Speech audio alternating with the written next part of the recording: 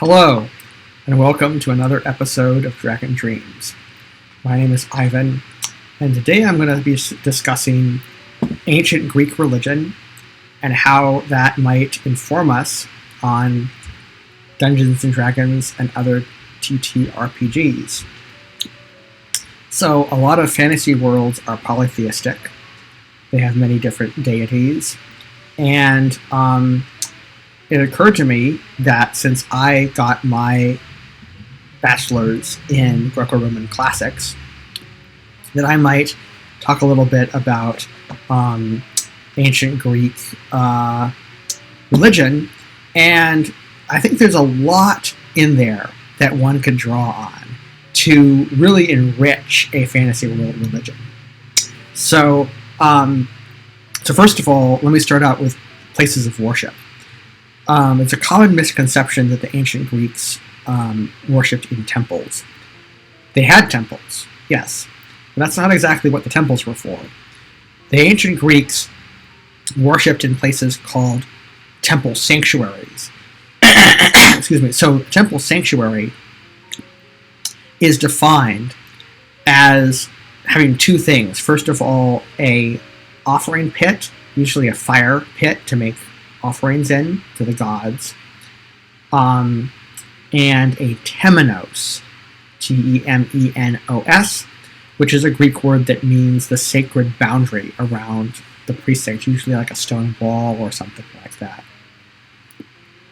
The third most common feature of a sanctuary was the temple, but the temple was actually there to be the house of the god of that sanctuary.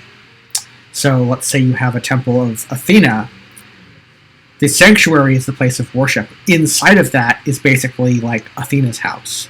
So that's what the Parthenon is actually Athena's house, and the statue would be inside. Now the temple could be as large as, well, like the Parthenon, really huge, or as small as a dollhouse, and literally some of them had these little portable, really neat, little tiny things of little doll-sized statues that are really kind of cool. And the place of worship was the sanctuary itself, so oftentimes it would be outside. Many of them had like covered porticos that, I guess you could go inside of, if it rained. And of course, when you could go inside the temple, that's certainly true. But the main point of the temple was that it has the statue in it. The bomos, or fire pit, where offerings were made. Sometimes it wasn't a fire pit, sometimes it was. We'll get to offerings in a second. But the place where the offerings were made was actually usually in front of the temple, not in the temple. So if you were to gather to, like, say, a festival of Athena, you would come inside of that. So, like, the Acropolis, which you're probably very familiar with, is an example of a temple sanctuary. The principal temple within the Acropolis is the Parthenon. And as it happens, that particular temple sanctuary, which is rather large, had more than one temple in it, which is actually pretty common. So you might have more than one deity that is sort of related to each other in some way. So, for example, if you're going to have, like, agriculture, for example, you might have more than one deity of agriculture within the same temple precinct. So usually maybe 1 to 3 temples.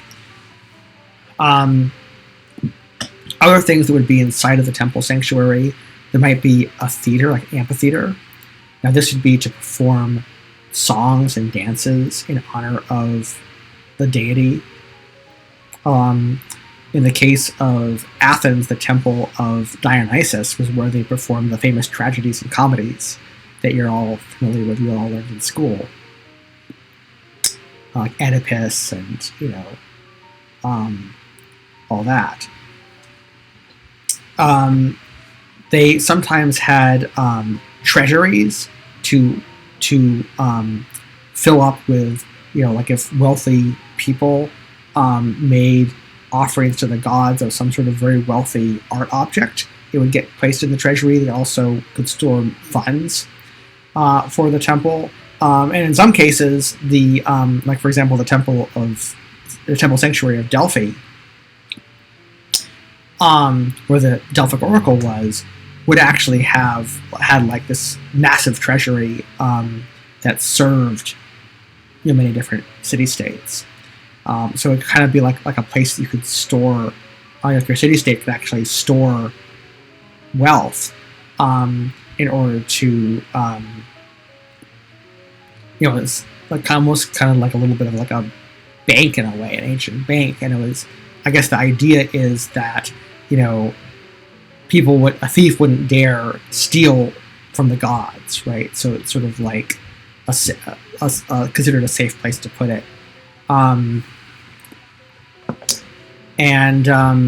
There were lots of other things. There were all sorts of activities that went on in these places. Well, like in Delphi, for example, there's the actual oracle. So the place where the actual oracle sat over what we now know are hallucinogenic gases that came out of the earth. In the temple of Asclepius, the healing god. All right, I'm back. Apologize. There was a glitch with QuickTime. So, as I was saying, the temple sanctuary of Asclepius at Epidaurus. Asclepius was the healing god, and they actually had some pretty neat stuff there. Like one thing they had was a thalos, a circular colonnade that's covered. So almost kind of like a stone gazebo, if you sort of think of it that way. But there's a trap door in the middle of it, and there are these strange ruins, kind of this spiral pattern. And scholars argue over exactly what it was. I mean, some say it may just have been storage.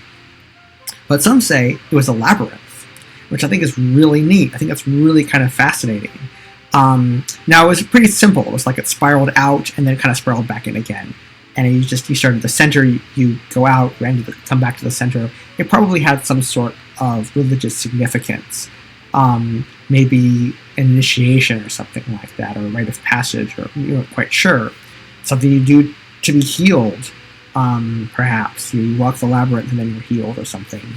But still in all, kind of a cool thing for us, D&D and TTRPG players, right?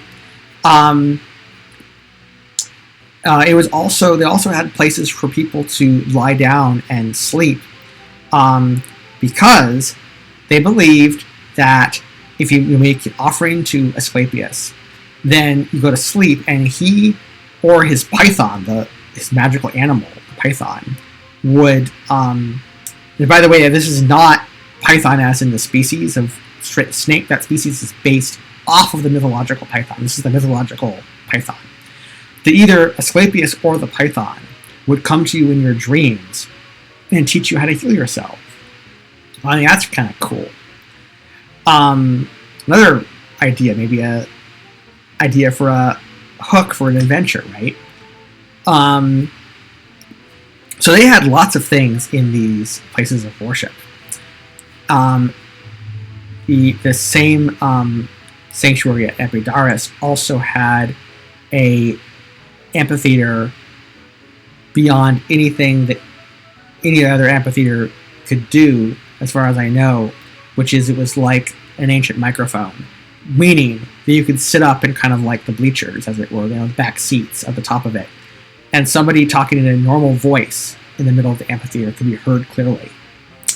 And to give you a sense of how much of a feat of engineering this was, the Nazis tried to reproduce this because they thought it was cool.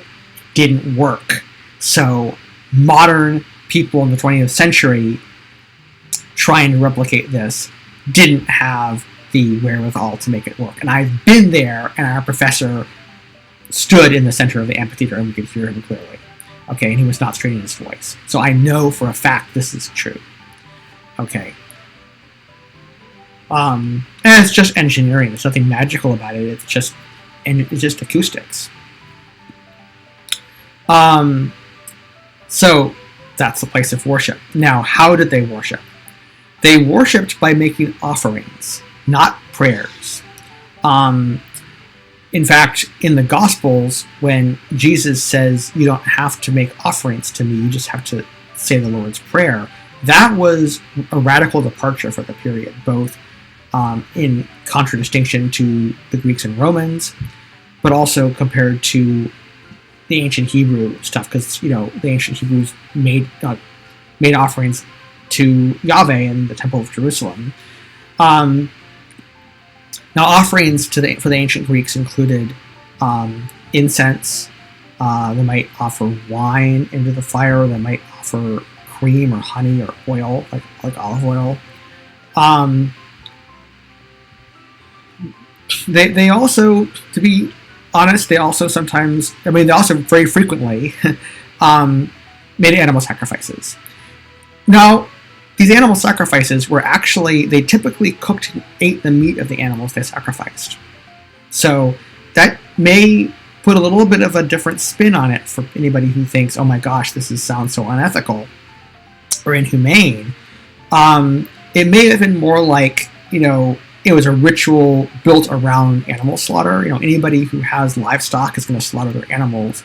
And if you have a religion where, you sort of feel like you're slaughtering an animal and you're going to cook the meat, you need to offer some of that to the gods. Maybe that's where it came from. They actually offered the fat, bones, and blood of the animal into the fire and then cooked and ate the meat. Very practical people. But basically the point is that they made offerings, and the idea is that the gods receive these offerings and then will be more inclined to favor people making the offerings. A lot of these things were actually done on behalf of the entire city-state, but you could also do it on your own. You have to go to a temple or something like that and talk to the priests and have them help you make an offering maybe. In fact, interesting point, there were actually vendors outside of temples who were selling supplies, including animals, like chickens and stuff like that, so that you could make, or incenses, or whatever. Incense resins included frankincense, myrrh, benzoin. I don't know how you pronounce that. I don't know if I'm pronouncing that right. Storax. There's a whole bunch of them. Typically resins. That they sprinkle into the fire. Okay.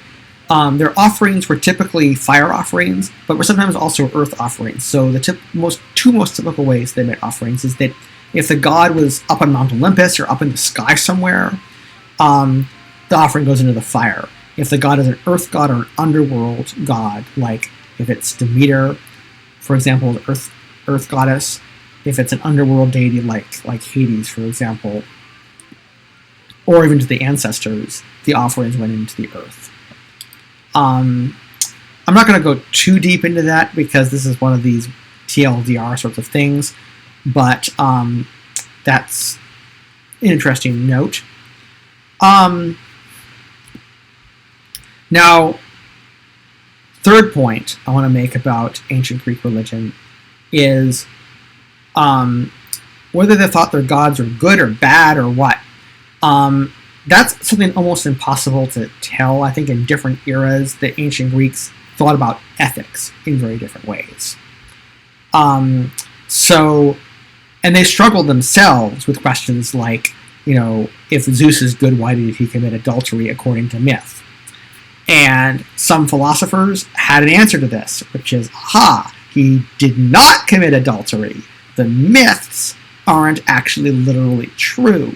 There are mysteries buried in those myths that wise people can uncover, and these immoralities that the gods did were put there for fools to make sure that only the wise can get at these deep secrets. So, sort of an interesting save there.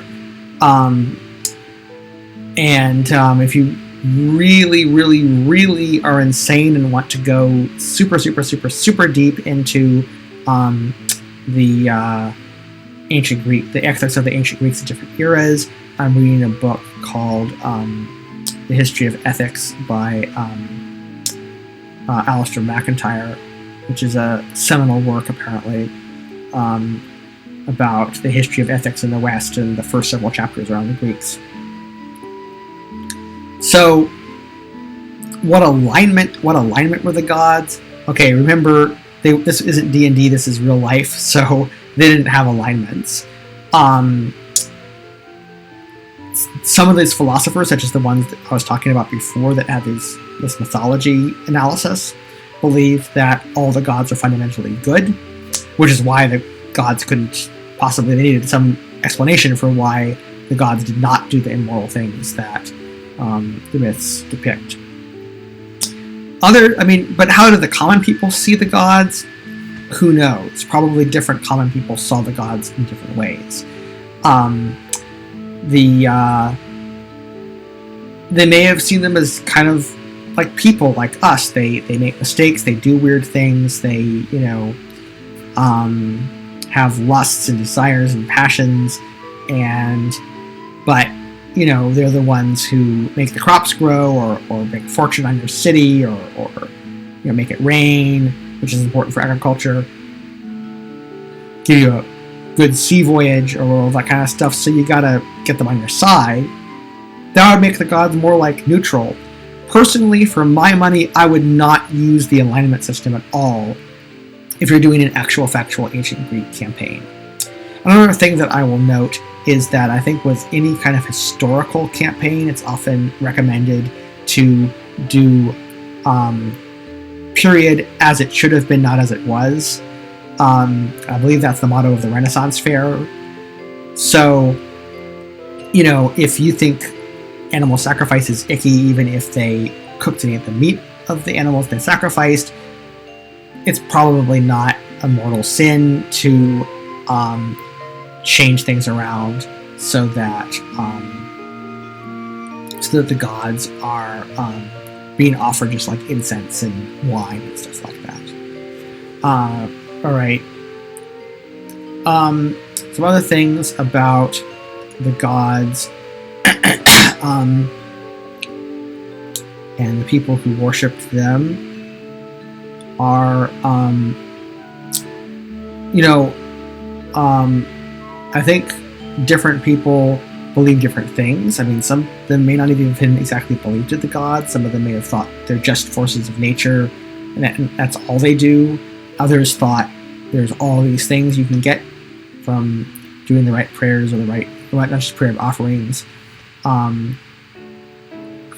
Now, if you're not going to do an ancient Greek campaign, you may just want to get ideas or inspirations. Like, I think a lot of us in modern times, as I said, don't really like animal sacrifice. So if you could just take that out and leave in the incense and the wine and cream and oil and honey and things like that. And I think it makes things very interesting, because I think that, you could have clerics have to make these offerings before they get their spells in the morning or something like that. I think that'd be an interesting thing to do. Also, the ancient Greeks had festivals, basically holidays, jillions of them. Each deity had multiple holidays throughout the year. So any given day, there's probably something going on somewhere. And so these were like planting festivals and harvest festivals and, opening of the sea lanes, closing of the sea lanes, all sorts of things. You name it, they had it. So that their cycle of their year, really had all these different things that happened in there. One interesting thing, I think, is that at Delphi, Apollo was supposed to be the god there during the summer half of the year, but during the winter half, Dionysus was. So there's a switch. So I think that's an interesting temple sanctuary setup. So there's stuff like that. And, so you could have, I think it'd be really neat to have religious festivals. What do people in your culture do at planting time? What do they do at harvest time? What role do clerics play in that? I've been thinking a lot about, clerics not just being these people that run around in dungeons and turn undead and heal people and cast cleric spells. I've been thinking, they have a role to play in society, which is like sort of first and foremost what they're there for, why they have those powers in the first place. So it seems like, if you're like a priestess of Demeter, for example, you ought to be going to you need to be at the Harvest Festival and the Planting Festival and like all that kind of stuff, right? It's your civic duty. I mean, it may be that without you there, it can't happen. And without it happening, your whole city-states, crops may fail or something. That's how they thought about these things. So, and I've also thought that it'd be really neat to have clerics be able to do maybe a once-a-day blessing that is not so much useful on an adventure, but fun to roleplay. Like if you're a priest of the fields, maybe you can bless a farmer's crops once a day, and the farmer might have a plus 10% yield on above and beyond what they would have gotten for their harvest that year or something. Just because I think that kind of thing can come into play. I actually had this come into play with a Cleric of Justice in a campaign that I ran recently, where he had this ability to influence law courts, but only if it was just. So only because we could influence them to be more just, but not just necessarily skew things in his favor if that was unjust. And this actually came into real play because there were these exiles from this one village, and he talked to the village elder and used this power to get the exiles allowed to return because the party had determined they were actually innocent. So,